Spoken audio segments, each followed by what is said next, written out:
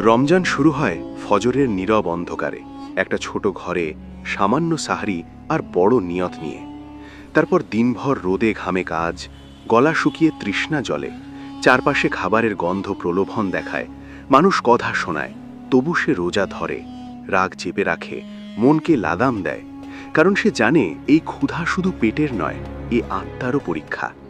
ইফতারের আগে শেষ মিনিটগুলোতে হাত কাঁপে, চোখ ভিজে ওঠে, দোয়ার ভেতর দিয়ে সে অপেক্ষা করে।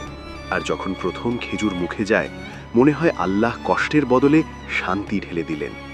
রাতে তারাবিহ বা সিজদায় দিনের সব চাপ ভেঙে নূর নেমে আসে।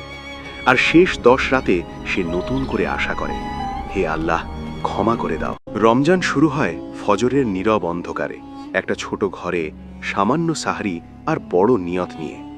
তারপর দিনভর রোদে ঘামে কাজ, গলা শুকিয়ে তৃষ্ণা জলে, চারপাশে খাবারের গন্ধ প্রলোভন দেখায়, মানুষ কথা শোনায়, তবু সে রোজা ধরে, রাগ চেপে রাখে, মনকে লাগাম দেয়, কারণ সে জানে এই ক্ষুধা শুধু পেটের নয়, এ আত্মারও পরীক্ষা। ইফতারের আগে শেষ মিনিটগুলোতে হাত কাঁপে, চোখ ভিজে ওঠে, দোয়ার ভেতর দিয়ে সে অপেক্ষা করে। আর যখন প্রথম খেজুর মুখে যায়, মনে হয় আল্লাহ কষ্টের বদলে শান্তি ঢেলে দিলেন। রাতে তারাবিহ বা সিজদায় দিনের সব চাপ ভেঙে নূর নেমে আসে। আর শেষ 10 রাতে সে নতুন করে আশা করে, হে আল্লাহ, ক্ষমা করে দাও।